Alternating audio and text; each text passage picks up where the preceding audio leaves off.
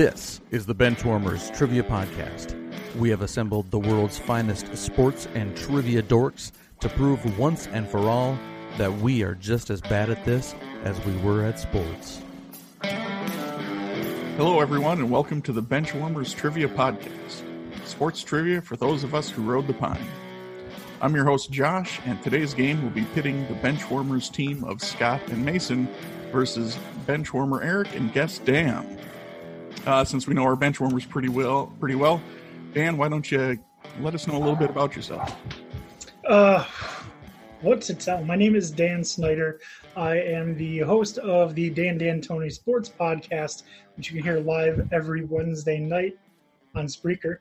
Other than that, I have a lot of pride for my UAlbany Great Danes, Cowboys fan, Penn State fan, the only Oakland A's fan you'll ever meet in your life, probably. Dallas Stars, unfortunately New York Knicks. That right there is the best way to end it. Might as well just kill me at that point.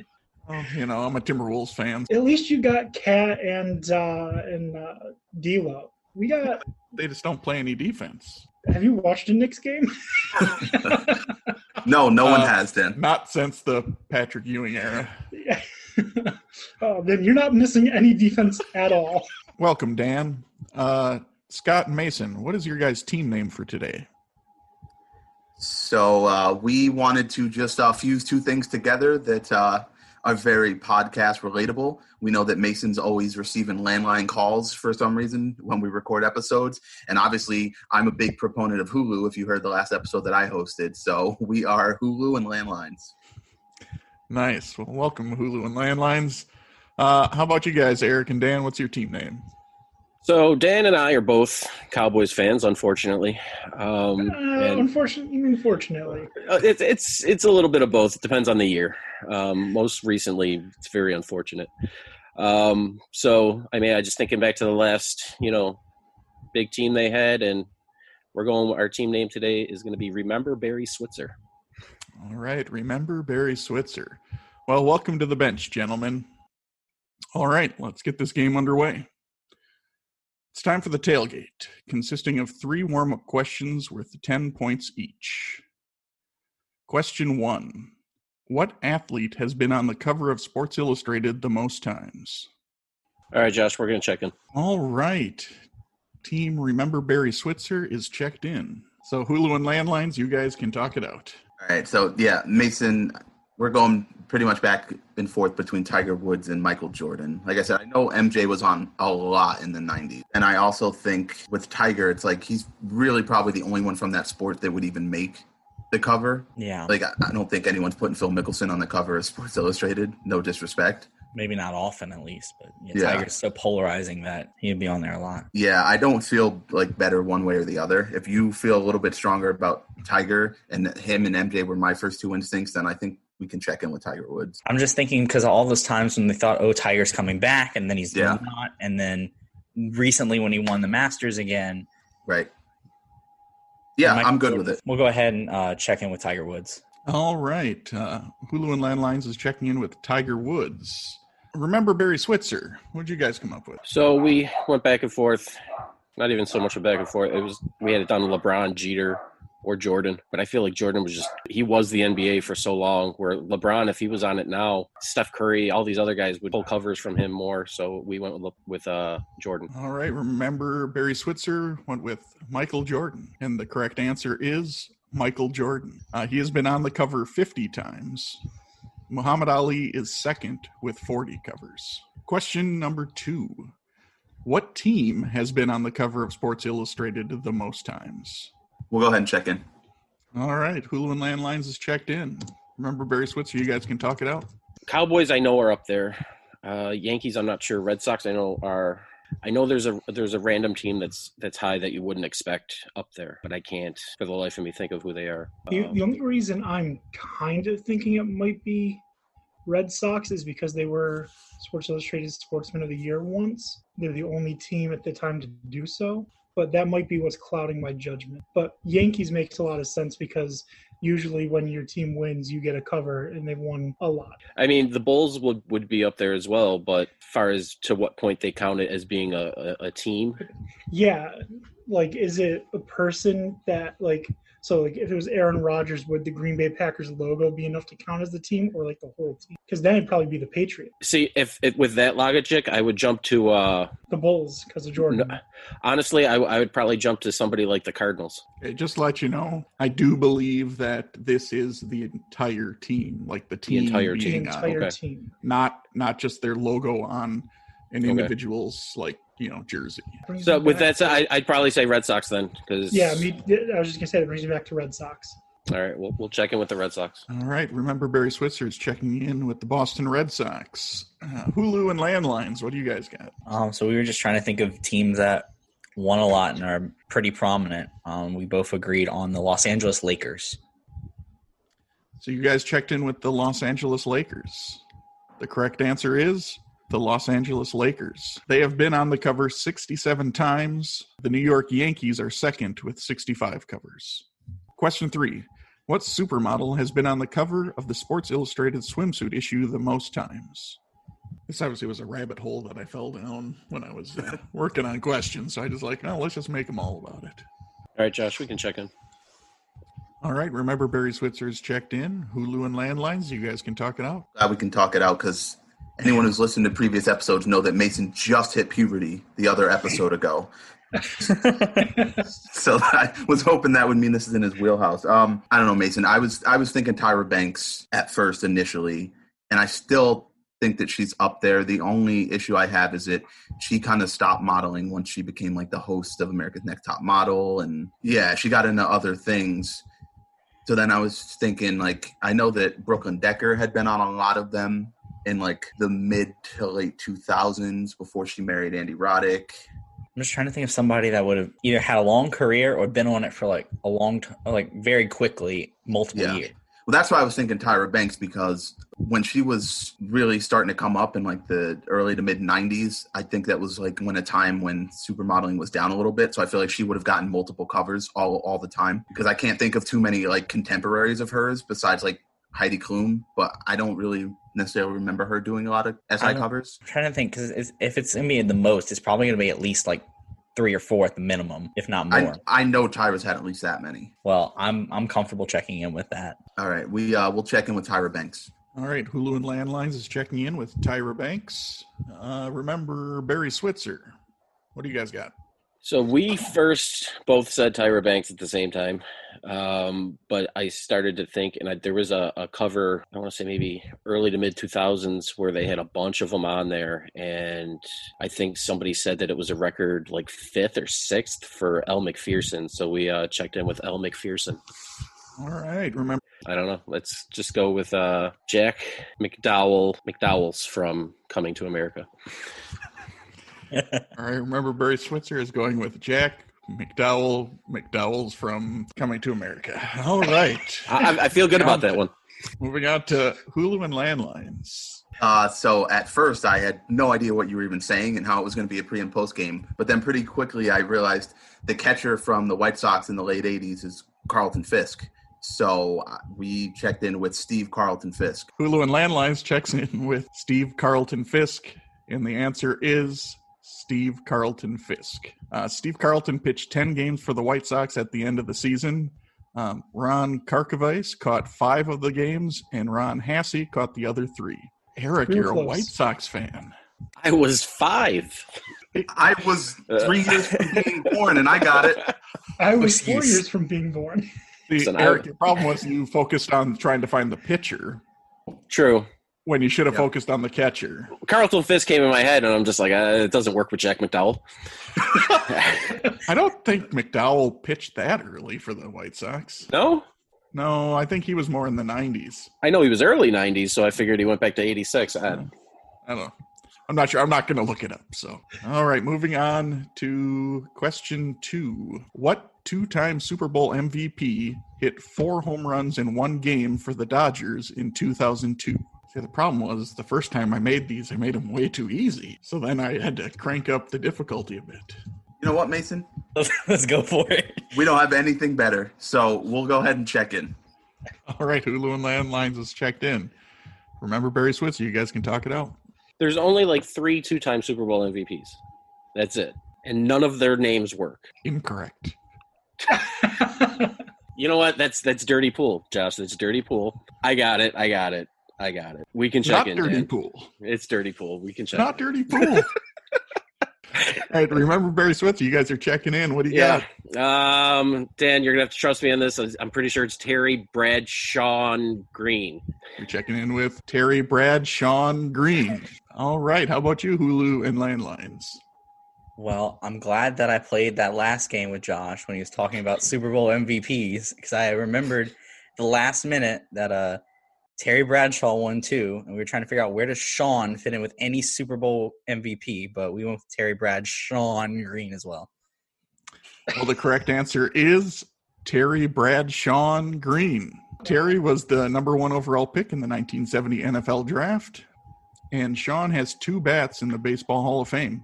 1, the bat he used to hit the 4 homers, and 2, the bat he used to hit a grand slam on May 21st, 2000, one of a record 6 grand slams hit on that day. Eric, were you not on the last one I did? No, I was there. I just couldn't. I couldn't think of a way that. All right. Remember, Barry Switzer checks in with Carly Lloyd Johnson. Hulu and Landlines, what's your answer? So outside of our introductory episode, I remember Lloyd McClendon managing the Pirates in like the early 2000s. And then I was like, Carly Lloyd's a soccer player, right? And once Mason confirmed that for me, we checked in with Carly Lloyd McClendon. All right. Hulu and Landlines checks in with Carly Lloyd McClendon. And the answer is Carly Lloyd McClendon. Carly received the Golden Ball Trophy as the best player of the tournament in the 2015 World Cup, where she had 6 goals and 1 assist. McClendon managed the Pirates from 2001 to 2005 and managed the Seattle Mariners from 2014 to 2015 and is currently the bench coach for the Detroit Tigers. After you said his name, I can now picture McClendon throwing a base. Okay, moving on to question 4. What point guard selected number 2 overall in the 1999 NBA draft by the Vancouver Grizzlies was part of a trade that sent A.J. Przinsky from Minnesota to San Francisco? We can check in. Josh, we're checked in too. All right, both teams have checked in. Let's start with Hulu and Landlines. What'd you guys come up with? Mason, I hope you trust me on this. I've had a good round so far. I know for a fact that Steve Francis was the number 2 pick in the 99 NBA draft. And then I was like, I couldn't think of it, and now I realize what he did. We checked in with Steve Francisco Liriano. All right, Hulu and Landlines checks in with Steve Francisco Liriano. Remember Barry Switzer, how about you guys? So I started the same way. I knew it was Steve Francis, and I remember that your ways. So then I immediately jumped to Francisco Liriano. So it's Steve Francisco Liriano. And the correct answer is Steve Francisco Liriano.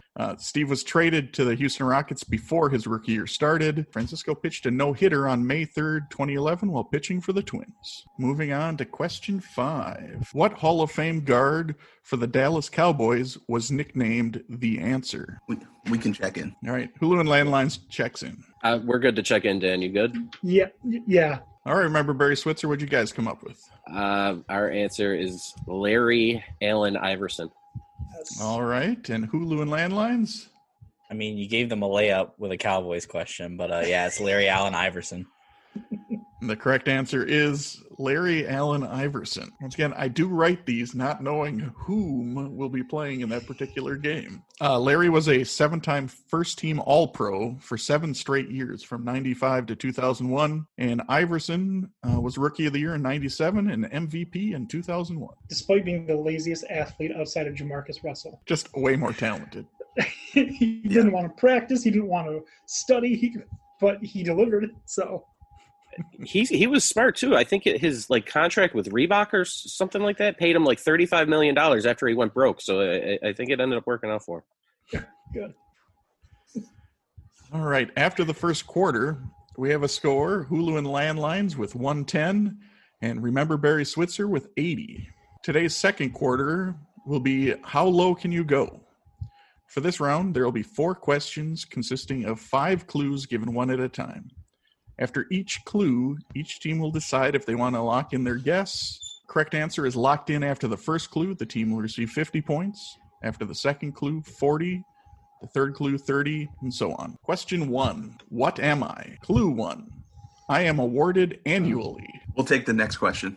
We're gonna pass, right? Unless you know, Dan. Speak up, Dan. You So got this? many possibilities. I think we should get more. All right, more, let's clues. let's take number 2. I love these. Clue number 2. I am made of sterling silver. Is this a cricket question again? Dan, I'm good taking another one if you are. Yeah, it narrows it down by like 1. It's probably too soon to make. We have a lead, so there's no reason for us to take a risk here. Let's wait it out. I mean, there is the game Crossfire. You know, those little ball bearings are sterling silver. Is that a sport? Moving on to clue 3. The names of winners are engraved on me. All right, we're going to take the next one. Hulu and landlines. I think we should wait. All right, we'll take the next clue. Clue number 4. I am perhaps the largest trophy in pro sports, standing 5 foot 4 inches tall. We'll take the next clue. Okay, Hulu and landlines is going to wait for the last clue. Remember Barry Switzer? Yeah, we're going to take the next one. All right, clue number 5. I am presented to the winner of the Indianapolis 500. I thought this was a sports podcast. Where I'm from, that is a sport. Well, where I'm from, the AVN Awards are a sport. And typically I'd agree with you, but I can't just go Big 4. You sometimes got to mix in some of those other sports. Dan, we can check in. Okay. All right. All right, remember Barry Switzer is checked in. Hulu and landlines. Oh, this is frustrating because I can see it and I can't remember what it's called. Yeah, everything I know about racing, I asked in the last game I hosted. So literally, you utilized all of my knowledge in that field. I feel like it has 2 names. I feel like I remember it has like 2 names put together. Is it named? So is it named after like a person, or is it named after like a company? Because I know those are big. I think it's 2 people. Cannot remember what it's called. Right. So I mean, it would likely be like probably an older. If it's like named, to commemorate someone. Yeah, it's like. Then it would likely be an older indie racer. It's a weird name, and I can see it. Are we sure it's not the Danica Patrick Ramsey Award? I think it's too recent for that. I mean, too old. It's too old of a trophy for that. Yeah, this one's all you. I got nothing. it. I got it. It just popped in my head. I was going through the alphabet and I got to what I was looking for. We'll go ahead and check in as well. All right, Hulu and landlines, what'd you come up with? It's the Borg Warner Trophy. All right, Hulu and landlines checks in with the Borg Warner Trophy. Remember Barry Switzer? How about you guys? We also checked in with the Borg Warner Trophy. For people complaining about this being a racing question, the correct answer is the Borg Warner Trophy. Aside from each winner's name being engraved on it, it features the embossed faces of each winner. Super creepy. Not only would I have not gotten that, I've never heard of it. I mean, I've heard it. Like the name sounds familiar now. Josh, in no way, shape, or form am I complaining. I put a freaking Daytona 500 winners in Dean's list last episode. So I hadn't heard of it before. Just looking around for some trivia. So fair enough. Before I watched NASCAR, I thought it was a tennis trophy because of Bjorn Borg, and then like a few years ago, I found out it was an actual trophy for NASCAR. So there you go. For IndyCar, not Indy. Oh, IndyCar. Yeah. See, You be careful with that. You'll get hate mail. yeah. It's true. Okay, question 2. What am I? Clue number 1. I am awarded annually. Oh, here we go again. Next clue. Yeah, next clue. Wait, hold on a minute. Could it be the same thing again? Is there like an international like trophy for curling that I don't know about? The golden broomstick? Yes. Let's wait. We have to find out what it's made of because I'm sure that's the next question. It's made of wood, probably. So you guys are going to take clue 2? Yeah, let's take the next one. All right. I am made of sterling silver. If the next one is the winners' names are engraved in them, my internet's cutting out. I already know it. We'll take the next clue. We'll also take the next clue. Ooh, clue number 3. The names of winners are engraved on me. Am I in Groundhog Day? Is there another trophy for racing named after a tennis player? I actually miss Where Am I? I'm over What Am I already. Yeah. I think we need another clue. I think we're ready to find out how tall it is. Yes. Yeah. It's How only tall is 5'3". this trophy, Josh? Clue number 4. The winners do not get to keep me. We'll take the next one. Okay, Hulu and landlines. Jason, you want to take the next clue? Let's see maybe we'll get what sport it's in, figure it out from there, like last time. Clue number 5. I am presented to the winner of the Ladies Singles Wimbledon Championships. Somebody sing a song that normally gets stuff out of my head. Let's go and sing Round Ball Rock while we're waiting. Dan, I need him just to hit me with some Hootie and the Blowfish. All I want to be with you. That song. Yep, that's the one. The dolphins make him cry. I do. Dan, I say we just... Is that the last clue, Josh, right? That was the last clue. I don't think I'm getting to it unless you want to... I don't know. Sure, let's go with that. I'll let you go with that. So you guys are checking in? Yeah. All right, so remember Barry Switzer's checked in. Hulu and landlines, you guys can talk it out. All right, Mason. Schools. Let's go off of what you just said there. So it shares its name with a current player. It's. I know there was like a joke about it, like a reference to it. It was coincidental, like that someone's name was the same as the. So somebody that recently won Wimbledon? Someone like the last, like since I've been alive. I'm pretty sure. I feel like I heard this. So like 14 years. Okay, so. Okay, maybe a little bit older, but there's some tennis player that like shares part of their name or their whole name or something with the thing because I remember somebody talking about it. All right, so I'm assuming it's not Serena or Venus Williams in the trophy name, so that eliminates about half of the field. Wait, or maybe there. I think it's Venus. It's Venus something. Okay, it's Venus. I remember that. That now that you said it clicks, but I cannot. It's not just called like the Venus plate. There's something. No, of course not. It's right, but it's something more to it. But the only Venuses I know are Venus de Milo and Venus Flytrap. So, and it's probably not either of them. I doubt it's either of them. Oh. I'm your Venus. I'm your fire. Your desire. That's for you, Eric. I now have the answer, but we already checked in.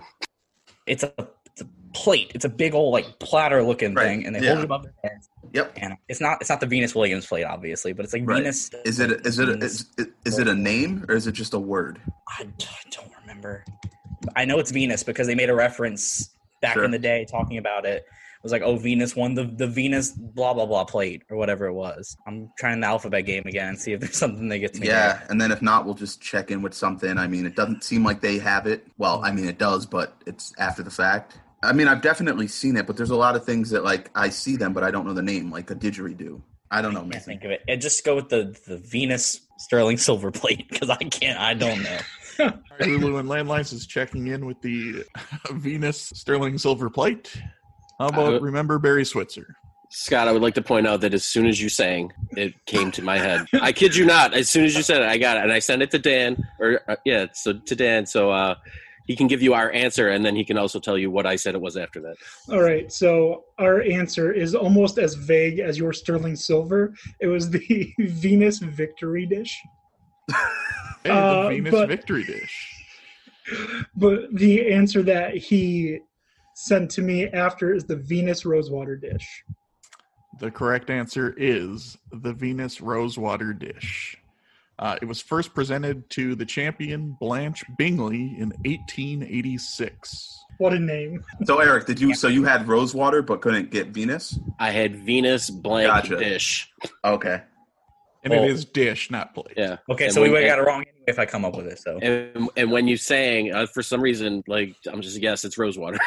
Music just does that to you, buddy. It is. Seriously, like certain things, I don't know. I might have to go to the doctor. So, note to all players in this game: if you're not a teammate of Eric's, don't sing. Don't sing. If you are a teammate of Eric's, sing away. Just sing to me a little bit. We'll get it. All right, you guys ready for question 3? If it's awarded annually, I'm not. I'm sure it is. Question 3: When am I? Clue 1: the Super Bowl champions had the first of back-to-back titles this year. Another clue, Mason. It's too vague. Yeah, there's too many of those. We'll wait for the next one. We're going to wait for the next clue, too. All right, clue number 2. The World Series champions finished off back-to-back titles this year. Mason, I think I know it. Maybe a little bit more than 50%. I mean... Yeah, what you said makes sense. I mean, it fits the criteria, but who knows if there are other more than one of those. Yeah, that also fit the criteria. Both of those championship games, go back a long time. So I mean, we could take a chance if you're more than 50, we could. It fits the criteria, obviously, but again, it's like how many others do, Yeah. I don't want to just stop on the first one. We're like, oh, that fits criteria. That must be it. Because, without thinking that there's more. Yeah, we'll take another clue, Josh. We'll take one more. All right. Clue number 3. Bernhard Longer won a green jacket. I think we should check in with that then, Mason, if you feel pretty strongly about that. I'm trying to think if that's the right time period. I mean, out of the two sort of time frames that we're talking about, it seems like it fits that one more, right? Yeah, I'm willing to. Eric's a gambler, so on behalf of Eric, I think that we just go for it. Okay, let's go for it. I'll send it over to Josh. All right, so Hulu and Landlines is going to check in their answer. So remember, Barry Switzer, you guys can now talk it out. What are you thinking? It would be 89? I'm not positive. Because that would be the 49ers first of 2. And then who won the World Series in 89-90? Was that like Oakland? I don't think they were back-to-back. They didn't win back. Were there any other back-to-back Super Bowls in the 80s? I don't think so. I don't think so either. I'm trying to think of all the back-to-back Super Bowls, and I'm getting them, but it's the baseball that's killing me. And then you throw in a green jacket clue. And I think we should go with our first guess from the beginning. You think that's correct? It has to be, because I don't think the other years are lining up, and I know Bernhard Longer was he wasn't around in the 70s, so that gets rid of 75. So let's go with 93 then. Okay, all right. We're gonna check in with 1993. All right, you guys are going to check in with 1993 after the third clue. Hulu and Landlines, you also checked in after clue 3. What is your answer? So it sounds like we were on similar wavelengths. Initially, after the second question, I thought 1993 because the Blue Jays finished up back-to-back World Series, and we were believing that the Cowboys started going back-to-back there. Then I pivoted, sounds like they did, and remembered the Big Red Machine Reds from the mid-'70s, and we thought maybe the Reds and the Steelers did it. But ultimately, we checked in with 1993. All right, just to give you the other 2 clues, and maybe it'll solidify that you maybe have the right answers or not.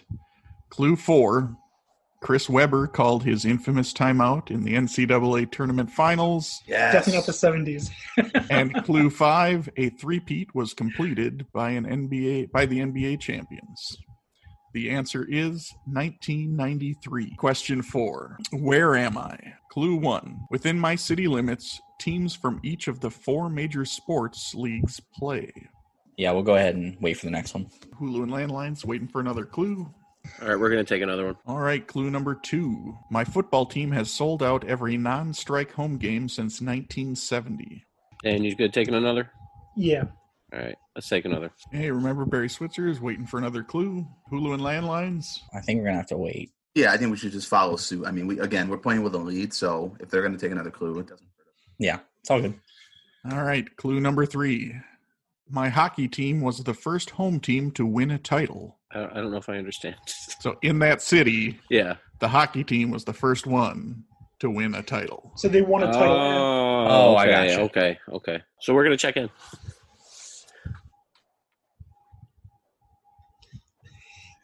Send me a chat. Oh, yeah, that would work, wouldn't it? All right. Hulu and Landlines in a second here. Yep. Now you guys can officially talk it out. You seem to be leaning towards a stadium, but it could just be the city.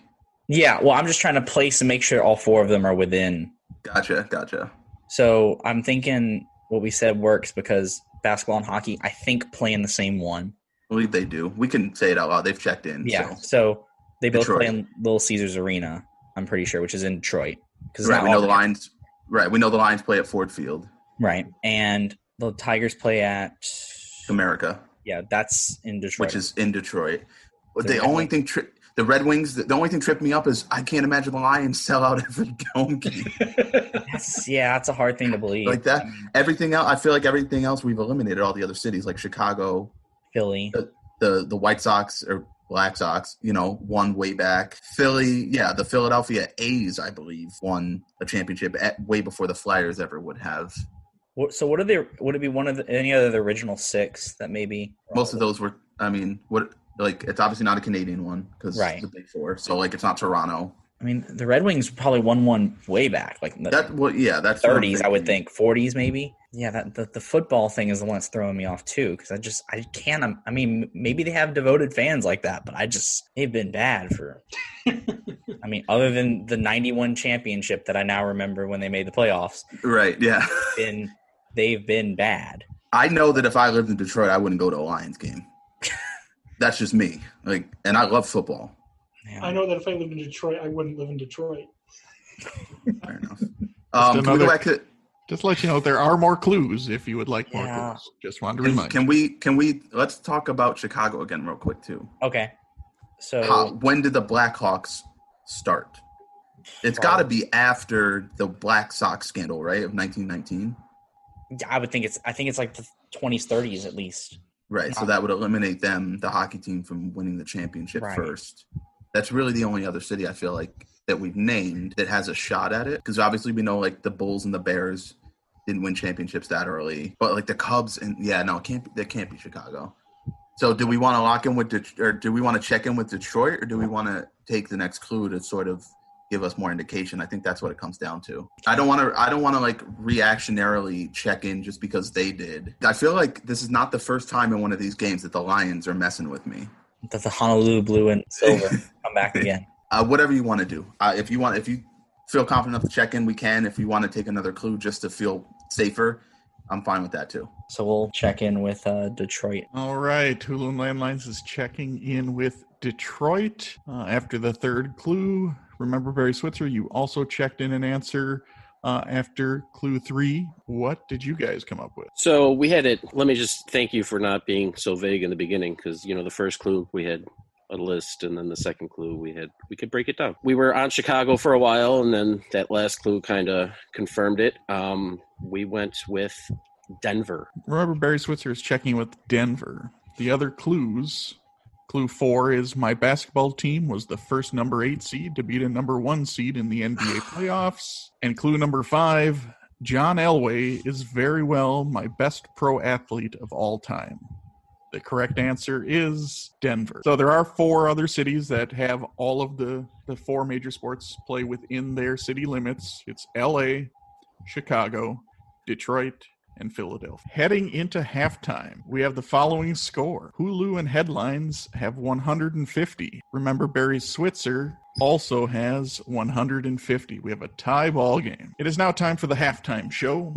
There will be 5 entertainment questions that are about or involving sports, with each question worth 20 points. Question 1. 10 years before she portrayed Maggie Fitzgerald in $1 Million Baby, Hilary Swank starred in what martial arts drama film? Mr. Miyagi should have stopped his training with Daniel LaRusso. We can check in, Mason. Hulu and Landlines is checked in, and I would appreciate if they'd let me finish questions before checking in. I honestly thought you were done because, like, you gave enough info. I felt like that was enough for the question to be over. We're going to check in, too. All right. Remember, Barry Switzer's also checked in. What did you guys come up with? We checked in with the Next Karate Kid. All right. Remember, Barry Switzer checks in with The Next Karate Kid. And Hulu and Landlines also checked in with The Next Karate Kid. The correct answer is The Next Karate Kid. The Next Karate Kid was panned. However, many critics praised Swank, and it is still considered to be her breakthrough performance. Question 2. In Rocky V, what real-life boxer portrays Tommy Gunn, a talented yet raw boxer who is trained and managed by Rocky Balboa? We can check in. All right, remember, Barry Switzer's checked in. Hulu and Landlines, you guys can talk it out. All right, Mason, so I've never seen Rocky V. Haven't either. So we can try to think about boxers that would have been around during that time. So Rocky V has got to be like towards the late 80s, right? Rocky 3 is like early 80s. Yeah, I think it's about the right time. So it's probably like late 80s, early 90s for Rocky V. I'm trying to think of, I feel like it probably wasn't a super well-known boxer because why would he have to do that if he was already, pretty well-known? Maybe it was like an up-and-coming boxer. Yeah, that's kind of what I'm thinking. Popular in the mid to late 90s. So that would make me think, I don't think it's Mike Tyson. Leon Spinks is a name of a boxer that was relevant around that time. He had that big like rivalry with Tyson. I don't think it's like Buster Douglas, Lennox Lewis. Yeah, that name popped in my head, but I don't think it's him either. Lennox Lewis is, I don't think so. I can't imagine that. I don't see him being like a limelight grabber like that. And then there's, if you want to think like, if they were really younger, like Roy Jones Jr., Oscar De La Hoya, I don't think it's any of those guys from like the mid-90s. Leon Spinks seems kind of reasonable, but I don't feel any confidence that if you have another one that you feel better about. No, I don't feel good about any of them. So. Okay. We can just go with Leon Spinks and hope for the best because I don't. Yeah, all right, let's do it. We'll check in with Leon Spinks. All right, Hulu and Landlines is checking in with Leon Spinks.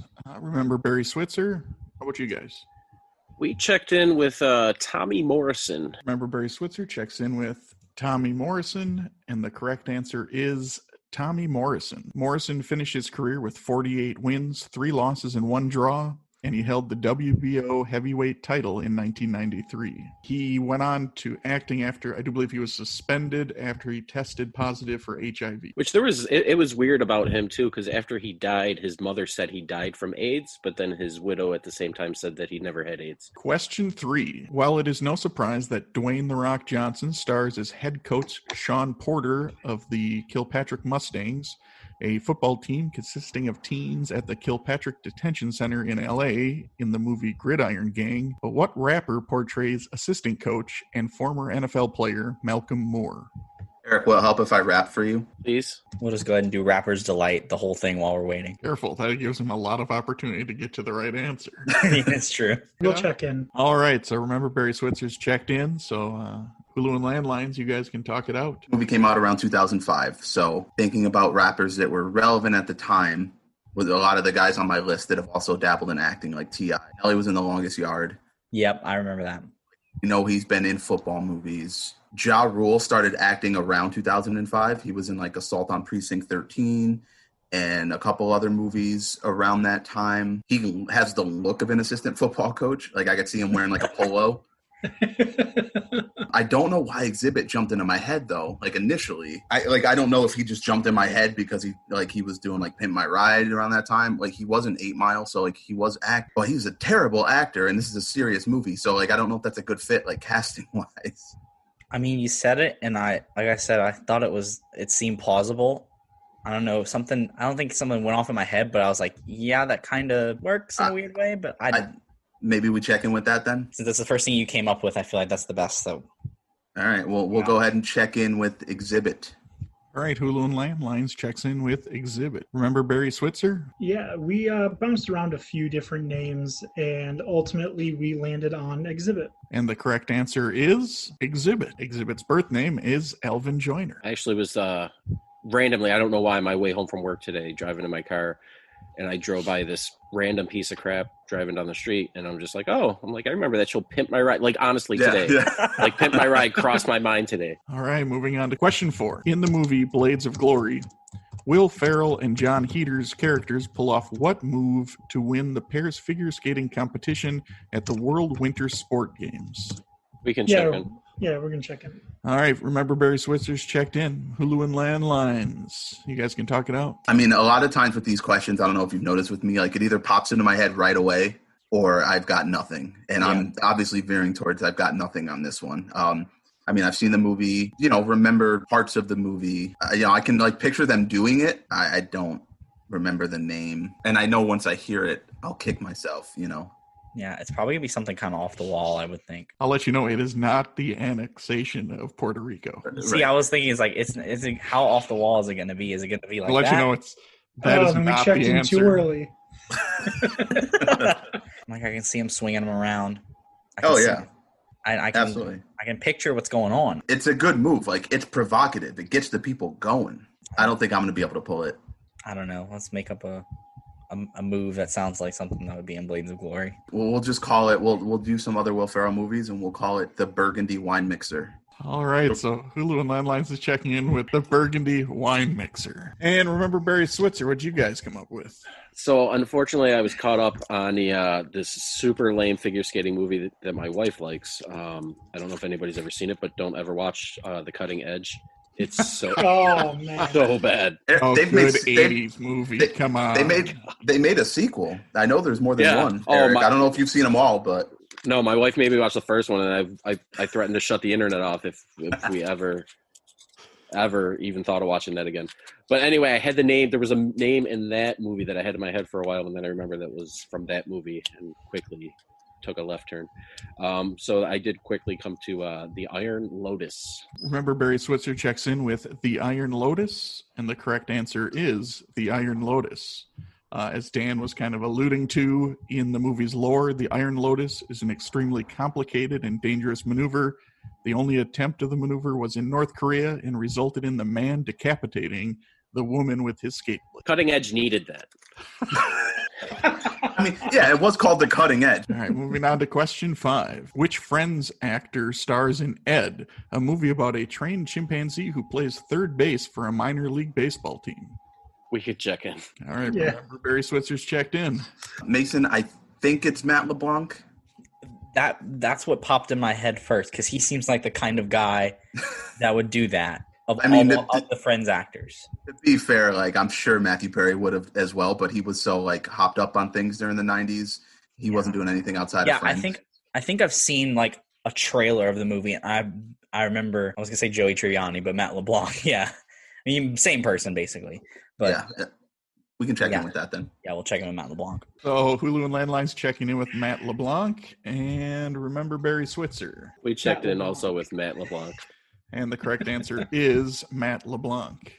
As you notice, there might have been a little bit of a flow going through these questions with The Next Karate Kid, Rocky V, The Gridiron Gang, Blades of Glory, and Ed. These are all movies that were in Bleacher Report's 50 worst sports movies. And in fact, they were 5 of their top 20. It's understandable. Was The Cutting Edge on there? No, it was not. Then you need to go to ranker.com to find the real list. Actually, I could be wrong. It might be on there. I was only looking at the top ones. So. Missed out on a missing link here. The Benchwarmers Trivia Podcast would like to invite you to follow us on Facebook, Instagram, and Twitter. We are at BenchwarmersTP. We also have a new Facebook group for fans of the pod called The Bench. Join us there to comment on the latest episodes and share cool sports facts and trivia. And if you'd be willing to rate and review the podcast on iTunes and Stitcher, we greatly appreciate the support so that other people can find us. Thanks.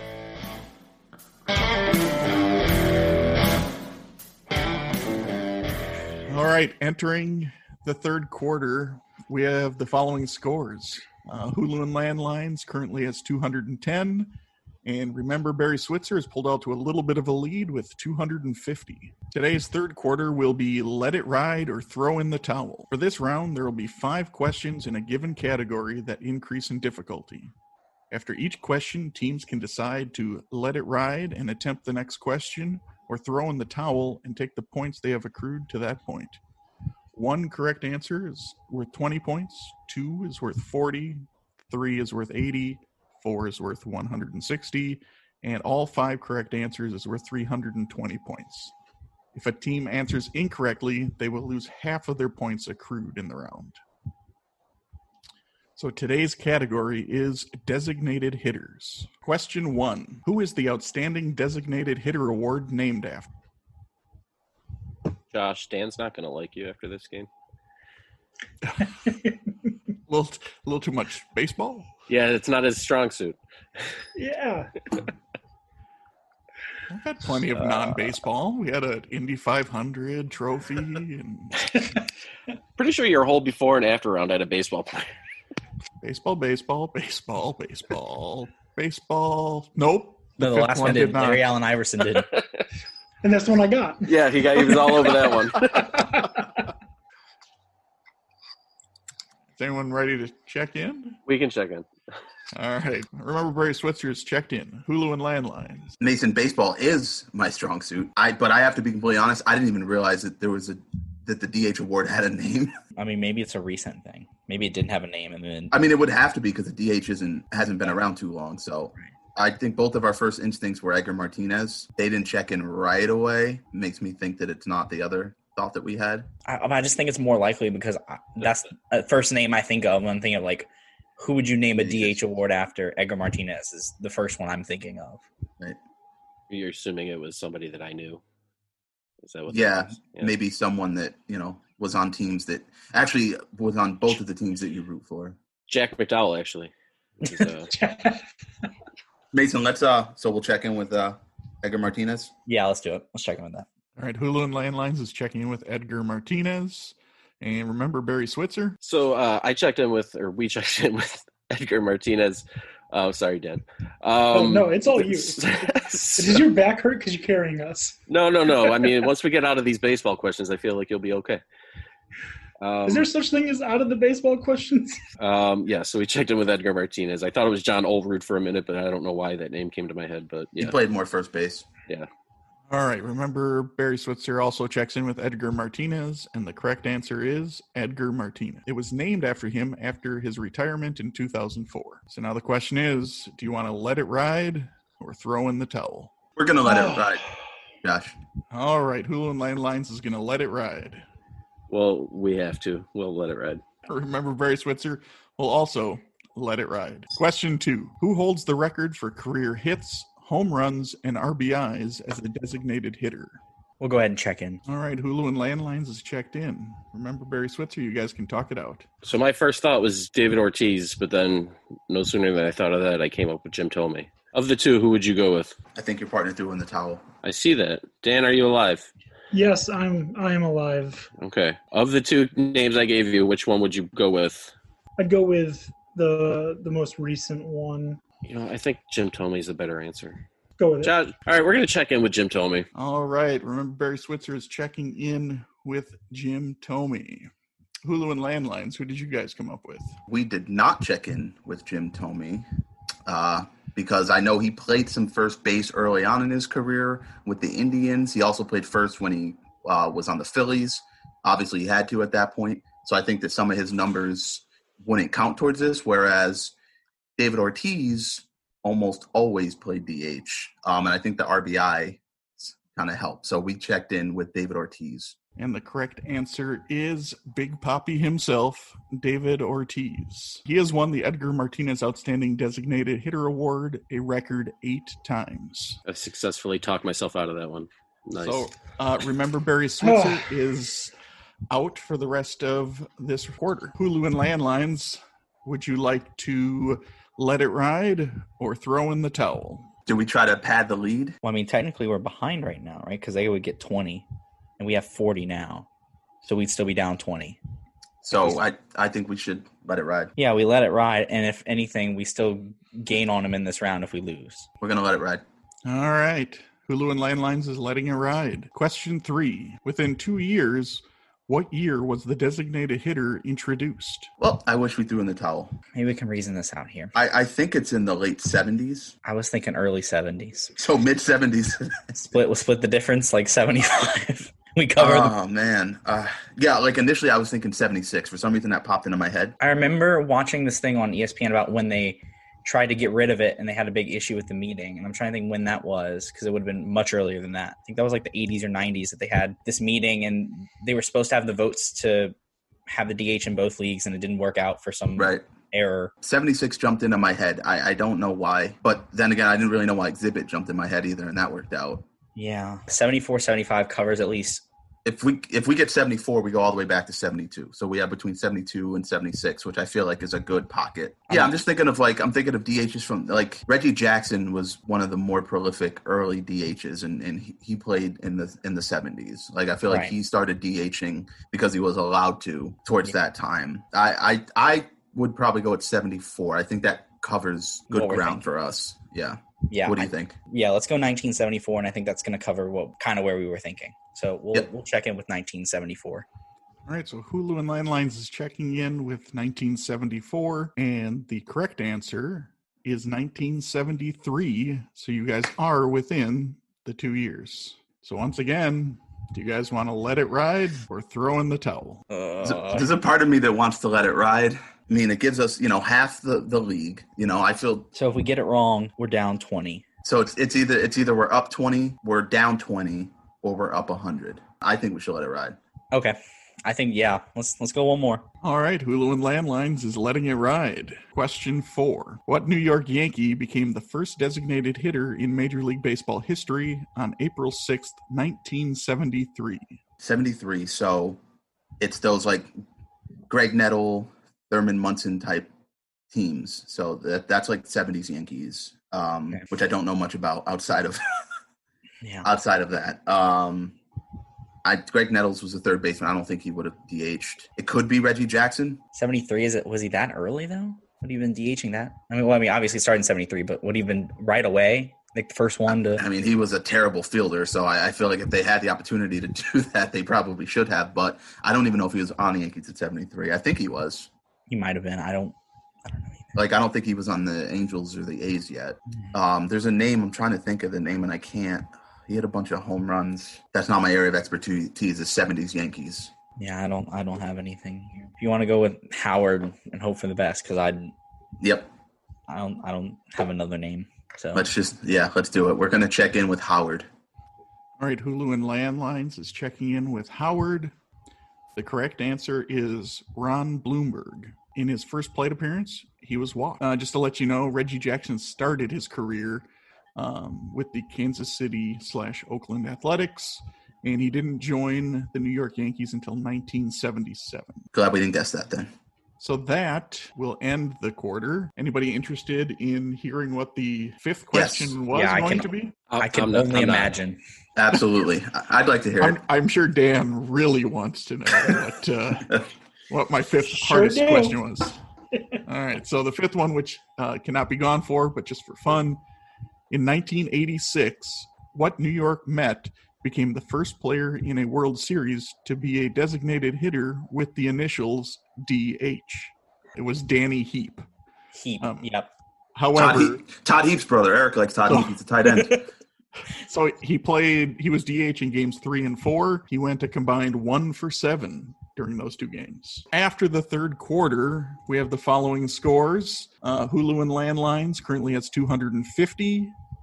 They are trailing, remember, Barry Switzer, but only by 10 because they have 260. All right, that brings us to the fourth quarter, our final quarter known as Put Your Fours Up. This round consists of 5 categorized questions that the teams will wager up to 100 points each, not to exceed their current point total. The categories for today are as follows. Question 1.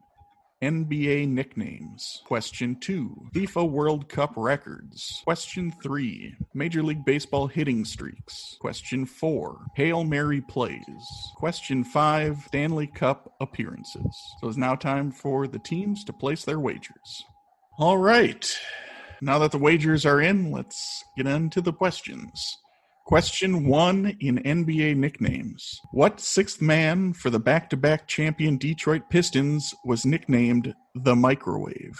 We'll go ahead and check in. All right, Hulu and Landlines is checked in. Remember, Barry Switzer, you guys can talk it out. I don't know his first name, but I'm pretty sure I got his last name. But I say we check in with Johnson. Okay, yeah, sure. All right, remember we wagered 80 points. Remember, Barry Switzer checks in with Johnson for 80 points. And Hulu and Landlines. I don't know why I know this, but this popped in my head immediately. It's Vinnie Johnson. Hulu and Landlines checks in with Vinnie Johnson for how many points? 75. And the correct answer is Vinnie Johnson. And yes, he was given the nickname by Danny Ainge because he could get hot in a hurry when he entered the game. Moving on to question 2 in FIFA World Cup records. Who is the top goal scorer at World Cup tournaments? Yeah, we can check in, Dan, because, we both have 0. All right, so remember Barry Switzer's checked in. Hulu and Landlines. Close enough. Yeah, we're going to go ahead and check in because we don't really have a great guess. So, all right. So Hulu and Landlines, what'd you come up with and how much did you wager? So we wagered a solid 0 points on this. And we went with Pele. All right. Hulu and Landlines is checking in with Pele for 0 points. And remember Barry Switzer? So we wagered 0 points, and our answer was the goat from the movie The Big Green. Well, the correct answer, which you guys don't need to worry about, you don't lose any points, is Miroslav Klose. He has scored 16 goals across 4 World Cups for Germany. Ronaldo, not to be confused with Cristiano Ronaldo, is second with 15. All right, question 3 in Major League Baseball hitting streaks. Everyone knows that Joe DiMaggio holds the record with a 56-game hitting streak. But who is the last player to have a hitting streak of at least 40 games? It happened in 1978. And we can check in. All right. Remember, Barry Switzer's checked in. Hulu and landlines, you guys can talk it out. Okay, I had an idea that jumped right off the bat. I don't even know if he had one that long, but I had Pete Rose jumped in my head like right away. And 78 would be... He definitely had a long one. I remember him having a plus 40 hit streak. I was thrown by the year. I thought Jimmy Rollins did. But I guess it didn't reach 40. I think Rollins was like 37. Like, I remember he was... Because his span like 2 seasons. I remember the season ended, and then he went into the next season. Yeah, let's go with Pete Rose, because he definitely had a long hit streak. Yeah, we'll check in with Pete Rose. All right, so Hulu and landlines is checking with Pete Rose for how many points? 75 again. All right, and remember Barry Switzer? So we wagered a huge 0 points on this. Dan's baseball knowledge, we were fairly confident going into this. And our answer is going to be Jack Parkman. And remember, Barry Switzer is going with Jack Parkman. Well, the correct answer is Pete Rose. He had a 44-game hit streak, one behind Wee Willie Keeler, who was in second behind Joe DiMaggio. Other recent streaks would be Paul Molitor's 39-game streak in 1987, Jimmy Rollins' 38-game streak in 2005-06, and a 35-game streaks by Louis Castillo in 2002 and Chase Utley in 2006. All right, moving on to question 4 in Hail Mary plays. Who is the only quarterback to complete a Hail Mary pass in college and in the NFL? His college Hail Mary came at the end of the game, and his NFL Hail Mary came at the end of the first half.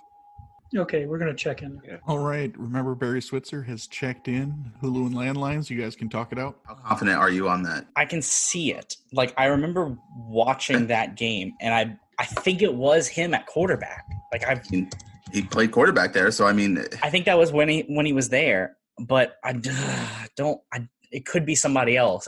But I feel like that's the one that we've come closest to. Like, we can't think of one for Cordell Stewart in the NFL. Doug Flutie can't come up with for NFL. Right. Like, I mean, I definitely think it could be Flutie, but I remember Wilson throwing his. The Hail Mary. I'm pretty sure it was at the end of the first half. Wait. No. Wilson's was at the end of the game. No, his NFL one, I mean. Yeah, it was the last play of the game, right? Oh, well, the clue Josh said was that this quarterback would have thrown it at the end of he threw it at the end of the first other half. Wilson, the one I'm thinking for Wilson was at the end of the game too, but I thought, maybe it wasn't that. No. Oh, I'm trying to remember when that one was, because I'm pretty sure. Well, if the one we're thinking of, the Seahawks one, which I believe was to Golden Tate. That was the end of the game. If that was the end of the game, that would take it out of the running, because he definitely said the end of the first half. Yeah. Like I said, the Wisconsin-Michigan State one that I'm thinking of was at the end of the game. I'm pretty sure it was the last play of the game, like the other one. So maybe it wasn't Russell Wilson. It might have been another Wisconsin quarterback. But or maybe it was, and we're wrong about the Seahawks one. I remember that was the last one of the game, because I remember when they ruled touchdown and Pete Carroll was celebrating, and that was because it was a Hail Mary at the end of the game, I'm pretty sure, because the score was like 12-7 or something. It was some weird score because of. All right, so that brings us back to some of the other people we talked about. So Doug Flutie, who we know has one in college, obviously. I don't ever recall one from the NFL, but like I said, with some of the receivers he played with, like Andre Reed, Eric Moulds in Buffalo, and then in San Diego, he had like Vincent Jackson, Keenan McCardell. I feel like those guys, especially like Vincent Jackson, was a jump ball guy. Aaron Rodgers, we know, has a few in the NFL, but I don't recall any from him at Cal. Now that I'm thinking about it, I think Michigan State was the one that threw the Hail Mary. I think it might have been Connor Cook or someone at the time. I think Russell Wilson was in the game. Then that was probably Kirk Cousins then, because. Yeah, Kirk Cousins, yeah, one of those. I'm thinking that's probably why I had that in my head. He was playing in the game, but he wasn't the one that threw it. So I don't think it's Russell Wilson then. I mean, we can go with Flutie. I cannot pull a Hail Mary when he was in the NFL. No, I can't either. But I don't think it's Cordell Stewart. I can't think of one that he did either.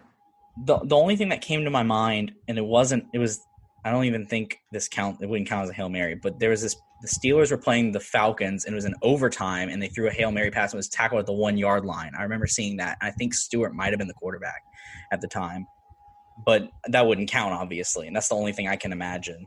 I was kind of between Flutie and Russell Wilson, and if you feel strongly that Russell didn't throw that one, then I'm back and forth in my head because I see the game. It was Michigan State, Wisconsin. It was a big game. I think they had a big review over it because he was close to the goal line when he caught it. Right. So here's what I'm thinking. Flutie, we know for a fact, has one in college. Right. But neither one of us have any sort of recollection of one in the NFL. Russell Wilson, we know for sure has one in the NFL, and we have a little bit of a recollection that he might have had one in college. Yeah, but I feel like there's more evidence for him than there is for Flutie. Flutie's more of a whim. I don't know. Maybe Flutie's obvious just because when you think college Hail Marys, like the first one you think of, because he was the one that's the first thing that came to my head. Exactly. I'd rather go Russell Wilson. He's got the big arm. Yeah. Just because of what you're saying, Flutie being obvious, you're kind of right. Like that does seem like it's the obvious answer. I guess we'll check in with Russell Wilson.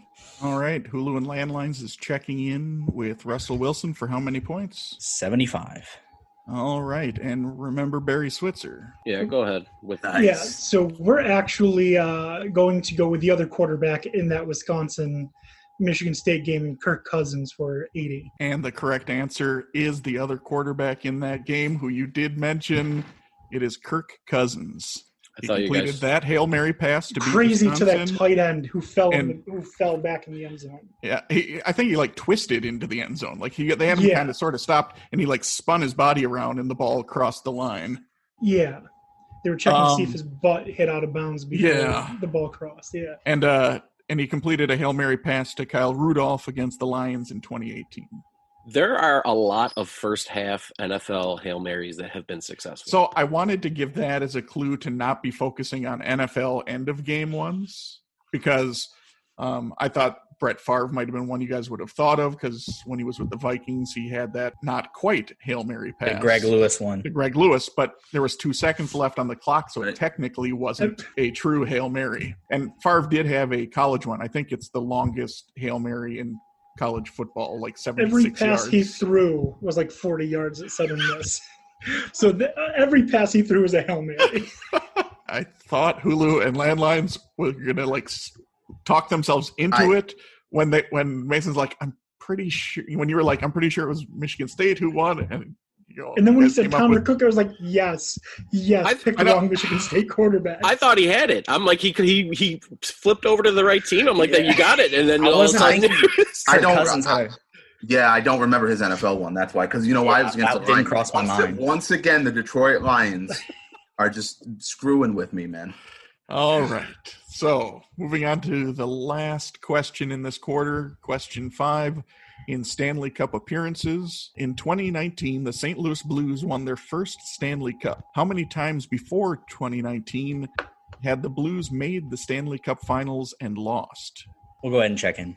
All right, Hulu and Landlines has checked in, so remember Barry Switzer, you guys can talk it out. So I know when they first came into the league, they went to I want to say maybe back-to-back Stanley Cup, because it was a weird format back then.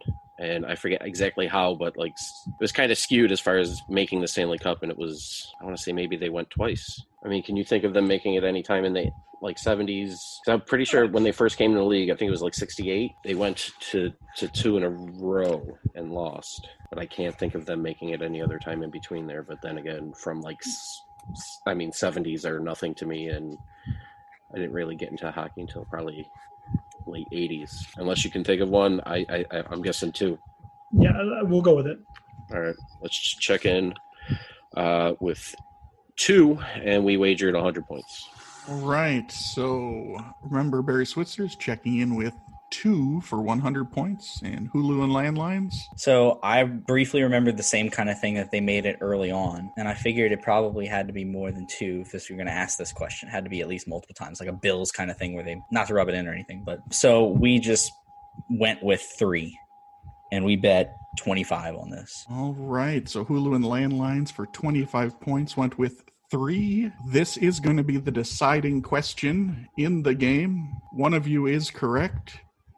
The answer is 3. In 1968, 1969, and 70, their first 3 years in the NHL. So What a terrible franchise. Great pull, Mason. I was just thinking that, so I was like, it had to be more than 2. Let's go 3 or 4. I went 3.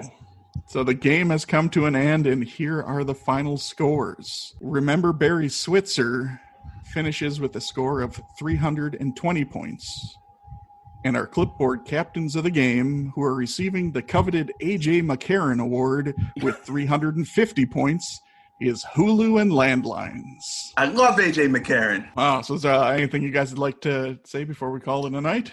Yeah, Eric has not just lost to Dan now. I have a win over Eric. I'm undefeated in Bombat games. I just want to throw that out there.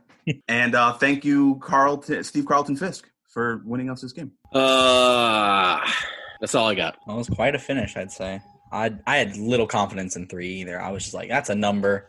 Like you said, 2 just seemed like it's too few to really be remarkable, like to really even be noteworthy. I mean, but 2 in their very first season, you know what I mean, would be. Yeah.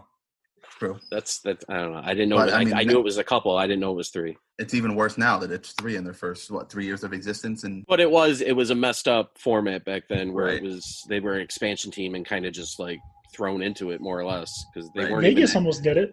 They weren't even, but they weren't even that good of a team. I know, like their first season, they didn't have a winning record, and they went to the Stanley Cup Finals. I thought we were toast after that Hail Mary question. After we got that wrong, I was like, yeah. I was talking in the chat, and I was like, they only had 100 points left to wager. Maybe they bet it all on the last question. Yeah, Optimistically hoping. That's what I do with hockey questions. Yeah, so just know if there's a hockey question, I'm throwing 100 points out there. So yeah, when the previous question went the other way, I looked at the points and went, it still can happen. It did.